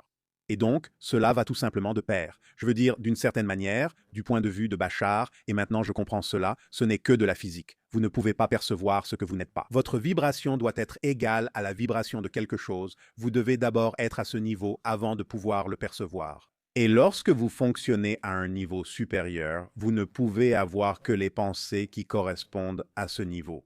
La seule façon d'avoir plus de pensées négatives est de quitter ce niveau et de descendre à une vibration plus basse qui correspond à ces pensées négatives, tout à son niveau. J'ai entendu dire qu'il existe un point de non-retour. Quand tu commences à explorer la guérison et le développement personnel, tu te rends compte qu'il y a un point de bascule. Ouais. Absolument. Bachar en a parlé pour sa propre civilisation. Il a essentiellement dit « Écoutez, nous faisons des choix positifs dans notre société depuis si longtemps que ce serait en fait un défi pour nous de choisir quelque chose de négatif. » Il a dit qu'il y a tellement d'inertie, tellement d'élan énergétique dans notre société collective que personne ne penserait même à essayer de faire un choix négatif. Il leur serait difficile de faire cela, ils peineraient à prendre une direction négative à ce stade. Je pense, surtout vu l'état du monde en ce moment, tu sais, il y a beaucoup, je crois, d'incertitudes supplémentaires. Je pense qu'il y a un manque de confiance. Tu sais, que ce soit un manque de confiance envers les dirigeants ou envers les médias qui parlent de ces dirigeants. On a l'impression que c'est une période très confuse Et tu sais, en tant que parent d'un adolescent et d'un étudiant à l'université, j'entends aussi, tu sais, des jeunes qui se sentent très désillusionnés. Absolument. Qu'est-ce que tu pourrais offrir, tu sais, d'après ce que tu as appris de Bachar? À propos, en quelque sorte, de la place du mal dans le monde ou de la négativité, tu sais. Eh bien, cela revient à ce dont nous avons parlé plus tôt. Nous devons comprendre que parfois une âme choisira de faire quelque chose qui nous montrera quelque chose. Les choses que nous faisons et qui ne nous servent pas. Et elle le fera de plus en plus fortement pour attirer notre attention. Comme un enfant? Exactement. Alors, c'est un peu comme, est-ce qu'on va enfin prêter attention ou est-ce qu'on va juste s'effondrer? Donc, on voit des versions de plus en plus extrêmes de cela parce qu'il faut qu'on se réveille et qu'on décide qu'on ne va plus permettre que cela se produise. Et il faut qu'on s'attaque aux causes de ces choses et pas seulement aux symptômes. La deuxième chose que je dirais à ce sujet est la suivante. L'une des choses que j'apprécie vraiment dans les informations qui nous parviennent, c'est parfois la façon dont elles renversent paradoxalement nos préjugés sur certaines choses. Comme tu l'as dit, nous manquons de confiance. Ils pensent qu'il n'y a pas de manque de confiance, mais plutôt une confiance dans le manque. Nous tenons toujours quelque chose pour vrai, mais fais-tu confiance à ce qui fonctionne pour toi ou à ce qui ne fonctionne pas pour toi? Il n'existe pas de manque de confiance, tu sais, et voici un exemple parfois de l'humour de Bachar. Quand quelqu'un pourrait venir le voir et dire, tu sais, je n'ai pas beaucoup confiance en moi, il dira, tu es certain de ça, n'est-ce pas? Tu es sûr de ne pas avoir confiance, donc ce n'est pas que tu manques de confiance. Tu utilises ta confiance pour être sûr de quelque chose qui ne te convient pas. Et les gens diront, eh bien, ma vie l'a prouvé encore et encore, donc c'est vrai. Oui, mais ensuite, il explique comment cela fonctionne et pourquoi ils obtiennent ce reflet. Le reflet renforce une croyance qu'ils avaient déjà et il peut montrer quelle est cette croyance qui cause ce reflet, qui ensuite se renforce elle-même. Beaucoup de personnes qui écoutent ont des problèmes de santé, ce qui rend très difficile le fait de sortir d'un système de croyances. C'est une croyance. C'est une croyance que c'est difficile d'en sortir. C'est une croyance. Tu vois ce que je veux dire? À quel point c'est automatique quand on tombe là-dedans? Eh bien, tout le monde sait que c'est difficile de s'en sortir. Non, tout le monde ne sait ni n'a besoin de savoir cela. C'est une croyance. Donc, il est très rapide à souligner. Écoute ce qui te passe par la tête. Écoute ce qui sort de ta bouche. Tu renforces quelque chose qui ne fonctionne pas pour toi quand tu dis que c'est difficile de faire ça. Oui, c'est peut-être un défi que tu t'es lancé dans ta vie, mais cela ne veut pas dire que tu ne peux pas relever ce défi, d'une manière qui t'apporte un résultat positif et t'enseigne la leçon dont tu as besoin. C'est déballer chaque idée que nous devons examiner en laissant une place à l'inconnu. Se dire, il y a ici quelque chose dont je ne vois peut-être pas encore l'issue. Oui, mais il y a peut-être un autre potentiel. Exactement, toujours. Tout peut avoir une double utilité. Tout, Même la mort. eh bien, la mort, c'est la fin de notre année scolaire, pour ainsi dire, la fin de notre leçon. Nous allons revenir, une fois que nous aurons terminé, pour décider comment utiliser les leçons que nous avons apprises ici et passer à autre chose. Vous avez dit avoir rencontré votre femme en classe. Comment s'est passée votre vie personnelle? Parce que, d'une certaine manière, vous portez en vous une autre forme de sagesse, une autre personnalité. Oui, eh bien, je veux dire, cela a vraiment changé la personne que je suis en ce qui concerne des choses comme l'équilibre émotionnel, simplement. Encore une fois, vivre plus de synchronicité, simplement. Savoir comment les choses fonctionnent réellement me permet de ne pas réagir de façon impulsive aux événements. Cela me permet de me dire, au minimum, garde une position neutre. Ainsi, je peux décider comment je vais définir cette expérience et c'est la façon dont je la définis qui déterminera comment je vais la vivre. Je sais désormais que tout peut avoir une double utilité. Comme Bachar le dit souvent, ce qui compte vraiment, ce n'est pas ce qui arrive, mais ce que vous faites de ce qui arrive qui fait la différence dans votre vie. Et donc, j'en suis arrivé au point où je peux m'accorder l'espace nécessaire, où je ne réagis plus automatiquement à des systèmes de croyances inconscients et intégrés qui ne sont pas en accord avec la personne que je préfère être. Je suis capable de me dire, cela arrive dans ma vie pour une raison, laisse-moi découvrir quelle est cette raison. Ainsi, je peux l'utiliser non seulement pour m'aider moi-même, mais peut-être aussi pour aider les autres personnes impliquées. Parce qu'il y a peut-être quelque chose dans cette situation qu'ils doivent comprendre tout autant que moi, car je comprends que ce à quoi je fais face n'est peut-être pas mon problème, mais le leur. Et je dois peut-être les aider à comprendre comment ils peuvent surmonter cela. Est-ce que Bachar t'aide à prendre des décisions dans ta vie personnelle? Par exemple, as-tu demandé à Bachar, devrais-je avoir des enfants? Devrais-je faire ceci? Devrais-je faire cela? Non, ce sont des décisions que tu prends toi-même. Absolument. Je veux dire, ce ne serait pas une vraie relation s'il essayait de me diriger. Il a sa vie, j'ai la mienne. Nous travaillons ensemble. C'est une relation professionnelle. Avez-vous une indication de Bachar sur la durée de cette relation? Je veux dire, est-il avec vous pour toute votre vie terrestre? Je pense, sans en être certain, que lorsque les extraterrestres seront physiquement ici, il n'y aura plus de raison de devoir canaliser Bachar. Vous pourrez parler vous-même aux extraterrestres. Je ne présume pas pouvoir communiquer avec les extraterrestres quand ils seront là. Pourquoi pas? Décomposons simplement cela en deux types fondamentaux d'extraterrestres. Nous avons parlé des hybrides. Les extraterrestres hybrides sont un type spécifique qui ont beaucoup à voir avec le mélange de notre génétique avec la leur. Et il se peut que la plupart d'entre eux nous ressemblent suffisamment pour pouvoir être parmi nous. Et ils le sont depuis longtemps. Déjà, Aider, créer différentes choses dans les sciences, en philosophie, en sociologie, en politique, peu importe, ils aident. Lorsque le contact ouvert aura lieu, d'après ce que je comprends, on nous dira qui ils sont et nous pourrons interagir avec eux en public. C'est moi. non, ce n'est pas le cas. Non, aucun d'eux ne se révélerait en même temps. Aucun d'eux ne serait un grand Canadien. Aucun d'eux ne révélera qui il est en ce moment. Il y a eu des cas où des gens ont signalé qu'il y avait quelque chose de très étrange chez cette personne. Je ne pouvais pas mettre le doigt dessus. J'avais l'impression qu'ils n'étaient pas d'ici, mais ensuite, j'ai simplement repris le cours de ma vie. Ils ont la capacité télépathique de reconnaître quand vous les reconnaissez et de vous détourner, de vous faire penser à autre chose. Ce ne sont pas les droïdes que vous recherchez. Exactement. Donc ça, c'est une phase du contact ouvert. La prochaine phase concerne les purs extraterrestres qui nous seront présentés. Ceux-là, nous n'interagirons peut-être pas beaucoup avec eux tout de suite, mais au fil de quelques décennies, ils seront pleinement intégrés dans notre société et nous dans la leur. Mais d'abord, les hybrides extraterrestres qui sont déjà ici, nous pouvons interagir avec eux. Cela signifierait-il la fin de votre relation? Je n'ai pas besoin de canaliser. Si tu peux parler à un extraterrestre, Ce serait peut-être triste. Il est avec toi depuis... non, car j'enseignerai malgré tout les principes. Et cette énergie est toujours là, la connexion est toujours là. Pourquoi est-ce que je suis triste à ce sujet? Et toi, tu ne l'es pas? Je ne sais pas, Elle est triste à propos de beaucoup de choses.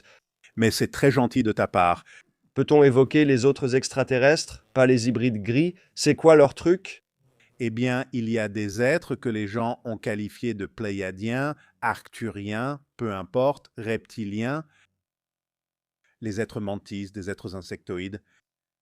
Je pense qu'à mesure que nous serons présentés à de plus en plus d'extraterrestres, nous serons d'abord présentés à ceux qui nous ressemblent davantage, pour ne pas paniquer, et ensuite, Je suis déjà paniqué. et puis, avec le temps, il y en a de plus en plus qui ne nous ressemblent pas du tout, parce qu'il y a beaucoup plus d'extraterrestres qui n'ont aucun rapport avec notre apparence. D'accord, je vais poser une autre question stupide et cynique. D'accord, que se passe-t-il si cela n'arrive pas? C'est-à-dire, recevrez-vous d'autres informations sur pourquoi cela ne s'est pas produit et... Absolument, mais cela arrivera. C'est inévitable à ce stade. Bientôt, en fait... 2027. Oh mince, d'accord. En plus, Assez précis. 2026 est l'année de la divulgation, d'où le fait que davantage d'informations sortent lors des auditions au Congrès. Je croyais que cette année, j'allais enfin me remettre en forme. Et puis cela culminera avec l'idée d'une véritable présentation publique officielle. Que voulez-vous que nous fassions pour nous préparer? Ou qu'en pensez-vous, vous? Ou quelles sont les informations? Que devons-nous faire pour nous préparer? Cela élève votre vibration et vous permet d'interagir avec des êtres de vibration supérieure. Donc c'est ce que vous faites, vous suivez la formule. étant donné que les êtres humains ne sont pas très doués pour accueillir l'autre, même l'autre au sein de la même espèce, C'est pourquoi il faudra des décennies pour l'intégrer dans notre société. sommes-nous inquiets qu'il y aura une résistance armée et résiliente à l'accueil des extraterrestres? Mais les extraterrestres ont une technologie avancée, cela ne les inquiète donc pas. Ils ne peuvent pas se faire tirer dessus, ils ne peuvent pas se faire tirer dessus. Si jamais ça arrive, Est-ce que ça les dérange comme une piqûre de moustique? Ils se disent, c'est quoi, eux? Voyez encore une fois, comme je l'ai dit, les adultes entrent dans la pièce. Vous pouvez reconnaître quand un enfant fait une crise, mais vous comprenez que c'est un enfant et qu'il ne comprend pas vraiment ce qui se passe. Donc, vous n'êtes pas vraiment agacé. Vous vous dites simplement, je vais te laisser te calmer 1 minute et ensuite nous aurons une conversation. Est-ce que ça va être comme un don dada? Nous y voilà. Elle veut faire partie du comité inaugural. Cela se fait par étapes, c'est par étapes. Je pense qu'au début, lors de la divulgation, nous aurons de plus en plus de preuves absolues que leurs vaisseaux sont réels. En d'autres termes, aux informations, je vais être un peu facétieux. Peut-être que c'est littéral ou non. Tout comme le bulletin météo du soir, voici le bulletin OVNI du soir, ce qui a été vu au-dessus du Brésil et de Washington, D.C. aujourd'hui, avec photos à l'appui. Donc, les vaisseaux seront d'abord documentés de façon plus claire. Oui. Seront documentés de façon plus claire. Ensuite, cela mènera à, d'accord, nous allons avoir soit quelque chose comme un discours sur l'état de l'Union, soit un communiqué de presse officiel ou une conférence de presse. Est-ce que Trump sera toujours président? Non, non, non. Tu ne peux pas envoyer les ogives nucléaires vers les navires. Comme je l'ai dit, les navires au-dessus des silos à missiles. Non. On l'a déjà fait. On a vu ça plusieurs fois. La base aérienne de Malmstrom dans le monde entier, des navires au-dessus des silos nucléaires. Pourquoi ne serais-je pas menacé par tes propos? Parce qu'il nous montre qu'il n'y aura pas de guerre nucléaire mondiale, nous ne pourrons pas lancer d'attaques les uns contre les autres. Je vais dire quelque chose d'horrible. Et si tout cela n'était qu'un complot pour infiltrer, envahir, mutiler et tuer? Avec leur niveau de technologie avancée, ils auraient pu le faire 100 fois déjà. Pourquoi auraient-ils attendu que nous ayons des armes nucléaires pour agir? Pourquoi ne nous ont-ils pas conquis à l'époque des Néandertaliens s'ils en étaient capables, puisqu'ils existent depuis des millions d'années? Ils veulent nous baigner? Ils attendaient qu'on fabrique de bons bonbons. C'est là que les peurs humaines interviennent, sans comprendre ce qu'est la véritable intelligence. Je veux dire, toutes mes peurs viennent du fait que je ne comprends pas ce qu'est la véritable intelligence. Eh bien, exactement, parce que du point de vue de Bachar, la véritable intelligence fonctionne sur des systèmes entiers. Elle ne ferait jamais rien pour éliminer une partie du système auquel elle appartient, car ce serait se nuire à elle-même. Ça a beaucoup de sens et j'aime cette sorte de vision opérationnelle. Il y a probablement tellement plus à gagner dans cette perspective opérationnelle. Mais si je passe à quelques questions pratiques qui impliquent la guérison spontanée, La guérison spontanée suppose d'abord de comprendre qu'un guérisseur ne guérit jamais directement une personne. Un guérisseur émet une fréquence vibratoire qui représente l'état guéri. Si la personne qui a besoin de guérison décide qu'elle va s'accorder à cette fréquence, elle se guérira elle-même. c'est, je pense, l'une des explications les plus simples que j'ai entendues. Disons simplement que dans la Bible, Jésus n'a jamais guéri qui que ce soit. Il disait « Ta foi t'a guéri, ta croyance t'a guéri ». Je veux quand même le répéter. C'est pourquoi l'idée est que Le guérisseur émet une vibration qui représente l'état d'une personne guérie. La personne qui a besoin de guérison doit accepter de refléter cet état en elle-même et ainsi se guérir elle-même. et nous savons tous comment faire cela. Nous pouvons tous reconnaître cette fréquence et nous y accorder. La seule raison pour laquelle cela n'arriverait pas, c'est s'il y a une autre leçon à apprendre en maintenant la maladie. La leçon ne concerne pas forcément la personne, mais parfois une âme choisit de vivre cette expérience pour ce qu'en tireront les autres autour d'elle. Et s'ils ont des difficultés, peuvent-ils sortir de ce contrat en disant « je ne veux plus » Je plaisante, j'ai compris. Si cela faisait partie du choix de chemin de vie, oui. Si ce n'était pas le cas, non. Comment sais-tu si ça fait partie de ce choix? Tu fais un test musculaire ou comment le découvres-tu? Eh bien, tu traverses simplement l'expérience et tu apprends toutes les leçons que tu peux en tirer. Parce que si tu as tiré toutes les leçons et qu'il n'y a plus de raison que ça continue, ça disparaîtra. Si ça reste, c'est qu'il y a encore une raison à ça. C'est comme quand on parle de tes défauts, s'ils te servent, tu t'y accroches et sinon, tu les laisses. Exactement, exactement. Mais c'est aussi parfois une question de servir les autres. Parce que parfois, une personne qui vient au monde avec une affection particulière, c'est parce que ce que les médecins vont apprendre de cela aidera l'humanité. De rien à tous les médecins que j'ai jamais consultés. De rien. Tu ne savais pas qu'on pouvait avoir la grippe A et B en même temps? De rien? Tu as appris quelque chose qui peut aider quelqu'un d'autre. Exactement. Est-ce que nous avons tous des anges gardiens, Oui, un système de soutien non physique? Chacun a une équipe spirituelle, parfois composée de centaines d'êtres. Des centaines? Oui, alors tu peux avoir 2 ou 3 guides spirituels principaux qui sont là spécifiquement pour dire d'accord, j'ai l'expertise pour t'aider dans cette situation particulière, ou alors ce guide s'efface et un autre prend le relais parce qu'il a l'expertise pour t'aider dans une autre situation particulière. Les anges gardiens sont parfois appelés anges de naissance. Ce sont eux qui veillent à ce que tu restes sur cette planète jusqu'à ce que tu aies réellement accepté de partir. C'est pourquoi il existe de nombreuses expériences de mort imminente, des situations où les gens se demandent pourquoi ils ont survécu, ou des tentatives de suicide ratées. Ils ont raté le coup de feu. L'ange de la naissance dit, ce n'est pas ton heure. Alors, jusqu'où peuvent-ils intervenir? Ça dépend de la gravité de ce que tu t'infliges. Disons que c'est quelque chose où, comme tu l'as dit, tu sais, quelqu'un se met un pistolet sur la tempe, ce n'est pas l'heure. Ils ratent d'une manière ou d'une autre. D'une façon ou d'une autre, il s'enraye. Ce pourrait être l'ange gardien affirmant que cette arme ne fonctionnera pas. Ils peuvent influencer la matière physique aussi fortement s'il y a besoin, mais ils essaieront probablement d'abord quelque chose de plus subtil. L'exemple le plus célèbre, Abraham et Isaac. Il est sur le point de le tuer et l'ange dit Oui, arrête. Que pensez-vous du fait que les gens interagissent régulièrement avec leurs principaux gardiens ou anges gardiens? Devrait-on reconnaître leur présence? Est-ce qu'on dit Oui, dis bonjour et demande de l'aide. Cela ne signifie pas qu'ils te donneront tout ce que tu veux, mais qu'ils t'aideront à comprendre comment faire par toi-même. Tu peux toujours leur parler. est-ce que tu avais ces informations avant Bachar? Non. Pourquoi Bachar connaît-il les anges gardiens? Il sait tout. parce qu'il connaît la structure de l'univers? C'est la première raison. La deuxième, ils opèrent sur une fréquence très proche de l'esprit et c'est l'une des raisons pour lesquelles, parfois, en présence d'extraterrestres, les gens paniquent.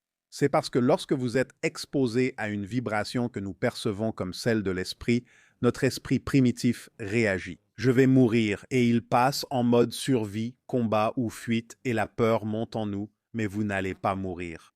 Mais c'est ainsi que nous réagissons lorsque nous sommes exposés à une fréquence que nous percevons comme la fréquence de la mort. Eh bien, et aussi, ce à quoi je pense, c'est lorsque des personnes sont en présence d'un grand guérisseur, n'est-ce pas? Ou d'un mystique, ou je suppose, de leaders charismatiques. Que ce soit Jésus ou Bouddha, vous savez, quand on pense à être en présence de quelqu'un qui a atteint l'illumination, c'est souvent effrayant, n'est-ce pas? Et en hébreu, on en parle, c'est comme cette crainte, n'est-ce pas? Les mots sont comme tu es en train de trembler, n'est-ce pas? Et c'est cette notion-là. Et je me demande si c'est un peu comme ça. C'est une réaction à cette fréquence plus élevée parce qu'on n'y est pas habitué et on a l'impression qu'on va être anéanti par elle. Et donc, on passe en mode survie. Je vois des gens parler, tu vois, et donc je reflète ce que j'ai vu. C'est-à-dire que beaucoup de gens s'accrochent au récit, ils s'accrochent à leurs idées, ils n'arrivent pas ou ils ont du mal à changer leur réalité. Quand ils se retrouvent en présence de cela et ressentent quelque chose de différent, ils sont terrifiés, parce qu'ils ne sont pas sûrs de franchir cette étape suivante, de ce que cela signifie réellement de tout laisser derrière eux. Peux-tu en parler? Mais ce qui me frappe aussi, c'est de savoir comment l'addiction joue un rôle pour nous maintenir coincés. Est-ce simplement un autre outil pour nous aider à éviter l'inconfort de franchir le pas? En un sens, l'addiction, du point de vue de Bachar, c'est essayer de combler un vide que l'on ressent, essayer de ressentir une connexion là où l'on n'en ressent pas. Et vous faites l'une des deux choses, soit vous essayez de l'engourdir pour ne pas le ressentir, soit vous essayez de le remplir avec quelque chose qui ne le remplira jamais. Le vide en forme de Dieu. Mais il s'agit de l'idée de ressentir une déconnexion, de ressentir un vide, de ne pas se sentir connecté à la source. L'un de nos plus grands défis à l'ère du numérique est-il ce sentiment de vide? Absolument, se sentir déconnecté. Étrangement, bien qu'Internet nous relie tous, nous nous sentons plus déconnectés que jamais car nous n'interagissons pas vraiment. À quel point est-il important pour les gens d'avoir une pratique créative comme moyen de connexion spirituelle? Je pense que c'est très important, personnellement. Il faut équilibrer, vous savez, les choses concrètes et pratiques avec les aspects créatifs de la vie. Je pense que pour être un être humain accompli d'une manière ou d'une autre, et je pense que beaucoup de pratiques créatives ont vraiment le don de vous connecter à une conscience spirituelle. Donc, absolument. Je ne dis pas que les choses concrètes ne peuvent pas le faire aussi, car rester ancré est aussi une forme de pratique spirituelle. Je veux dire quelque chose de très concret. Travailler avec ses mains est aussi très créatif car on résout des problèmes et mobilise les deux facettes. C'est pourquoi ma femme et moi avons créé un escape game à Calabasas. Donc Valérie et moi en parlions justement. Oui, quel est ce projet? Comment vois-tu cela comme une extension en quelque sorte du travail que tu fais? Oui, eh bien, comme tu es issu de l'industrie du cinéma et tu sais, nous avons réalisé 3 films indépendants. Et on ne peut pas vraiment bien gagner sa vie comme ça. Et on se demandait, bon, qu'est-ce qui utilise les mêmes compétences que nous avons, qui soit plus une entreprise, une activité à l'année, toute l'année. Et quelqu'un a suggéré, au début on pensait faire des maisons hantées qu'on monte à chaque Halloween parce que c'est très lucratif, mais quelqu'un a proposé un escape game. Et on s'est dit, eh bien, c'est quoi ça? On a fait des recherches et découvert que c'était ce qu'on cherchait, car je construis des décors, fabrique des accessoires et raconte des histoires. Je raconte une histoire. C'est juste que maintenant, les gens sont les acteurs du film. Je voudrais le recommander. Aussi, je ne veux pas dire que c'est une lecture facile, mais c'est un texte clair et logique. Et c'est vraiment, vous savez, c'est organisé avec c'est assemblé de façon très réfléchie pour que vous puissiez comprendre concrètement quelles sont les choses sur lesquelles nous travaillons tous collectivement. Mais je recommande vraiment The Formula. Oui, The Formula paraîtra chez St. Martin's Press l'année prochaine, probablement avec un... En fait, ce sera plutôt un cahier d'exercices, donc vous pourrez vraiment faire des exercices dedans qui vous aideront à ancrer certains de ces concepts. C'est incroyable. Où peut-on orienter les gens pour en savoir plus sur votre travail et Bachar? Pour en savoir plus sur Bachar, vous pouvez aller sur bachar.org, bachar.org. Pour l'escape room, boggledescaperooms.com et pour tout le reste que je fais, comme les livres, etc. Vous pouvez aller sur darilanka.com, darilanka.com. Si on continue ce podcast l'an prochain, reviendrez-vous? Oh, absolument. Parce que je sens qu'il pourrait y avoir encore plus de choses dont nous pourrions parler. Bien sûr, nous n'avons fait que survoler le sujet. C'est vrai, alors que nous passons en tant que civilisation humaine à la prochaine étape. Pouvez-vous nous laisser un message que vous espérez que les gens retiendront? Je peux dire qu'en suivant toutes les étapes de la formule, je sais que cela fonctionne.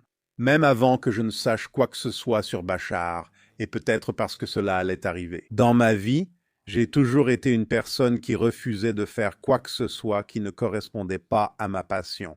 Et je fais cela depuis bien plus d'un demi-siècle maintenant, et cela m'a toujours soutenu, toujours. Donc ça fonctionne. On peut gagner sa vie de cette façon parce qu'il faut comprendre qu'il existe plus d'une forme d'abondance dans le monde.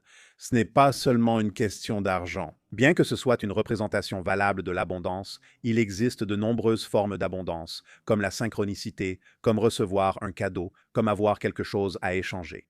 La communication, l'imagination, le temps et l'espace sont toutes des formes d'abondance.